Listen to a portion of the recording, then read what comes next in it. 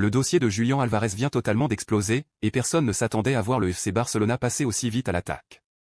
Entre les déclarations très directes de Deco, les tensions grandissantes avec l'Atlético de Madrid et un joueur qui aurait déjà choisi sa destination, la situation vient clairement de basculer.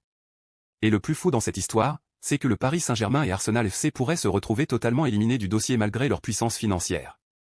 Restez jusqu'à la fin parce qu'il y a un détail énorme que très peu de supporters ont remarqué, et qui pourrait changer tout le mercato du Barça cet été.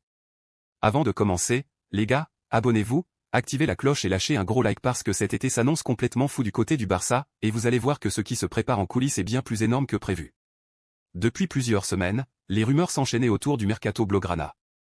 Beaucoup pensaient que le club catalan allait encore vivre un été calme à cause des problèmes financiers.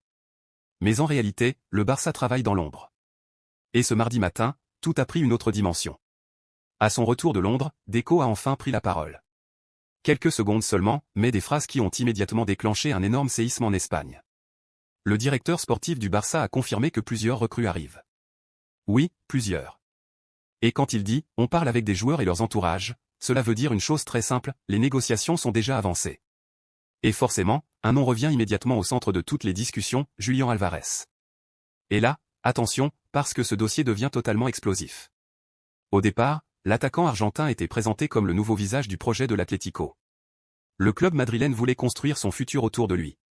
Diego Simeone comptait énormément sur lui. Les dirigeants étaient convaincus d'avoir enfin trouvé leur leader offensif pour les prochaines années. Mais en quelques mois seulement, tout aurait changé. Selon plusieurs médias espagnols, Álvarez ne voudrait plus continuer à Madrid.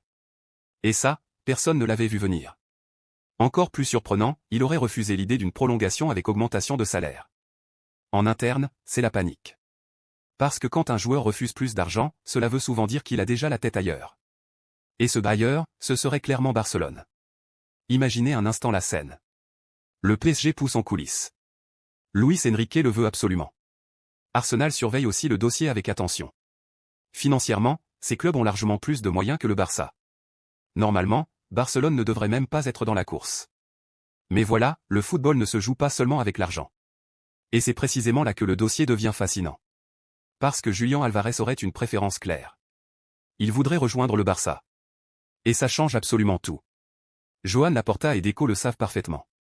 Ils savent qu'ils ne peuvent pas rivaliser financièrement avec Paris ou Arsenal. Alors ils utilisent une autre arme, la volonté du joueur.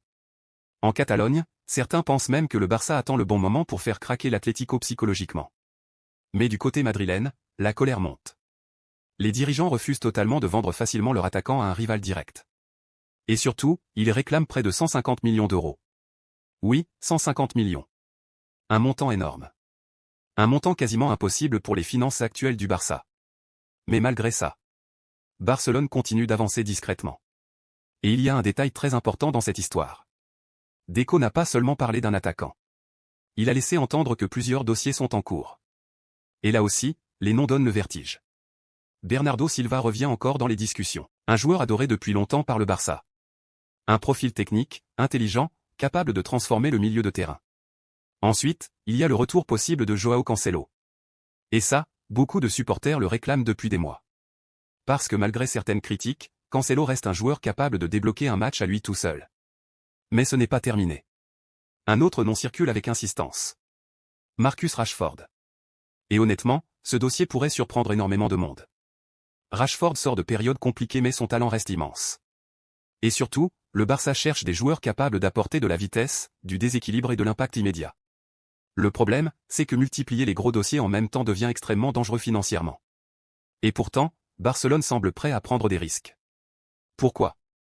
Parce que le club sait qu'il n'a plus le droit à l'erreur. Après plusieurs saisons compliquées en Europe, après les humiliations et les critiques, la direction veut frapper fort. Très fort. Et l'arrivée d'un joueur comme Julián Álvarez serait un message énorme envoyé à toute l'Europe. Mais attention, le dossier est loin d'être terminé. Parce qu'en coulisses, l'Atlético prépare déjà sa contre-attaque. Diego Simeone ne veut absolument pas perdre son attaquant. Et certains médias espagnols expliquent que le club madrilène pourrait tout faire pour bloquer l'opération. Y compris augmenter encore la pression sur le joueur. Le problème pour Madrid, c'est que lorsqu'un joueur commence à vouloir partir, contrôler la situation devient extrêmement compliqué. Et c'est exactement ce que le Barça espère. Faire durer le dossier. Attendre. Laisser la tension monter. Puis frapper au moment parfait. Et pendant ce temps-là, les supporters commencent déjà à rêver. Imaginez un instant une attaque avec Julián Alvarez sous les couleurs blaugrana. Imaginez le camp nou en feu. Imaginez la pression énorme sur le Real Madrid si le Barça réussit ce coup incroyable malgré ses difficultés économiques. Parce qu'au fond, ce transfert serait bien plus qu'une simple recrue. Ce serait une déclaration de guerre. Mais il y a encore une énorme inconnue. Le Barça peut-il réellement financer une telle opération sans vendre plusieurs joueurs importants? C'est la grande question. Certains parlent déjà de départ possible pour équilibrer les comptes. Et si cela arrive, le mercato catalan pourrait devenir totalement incontrôlable dans les prochaines semaines. Une chose est sûre, les déclarations de Deco n'étaient pas anodines. Elles ressemblent clairement à un message envoyé au monde du football.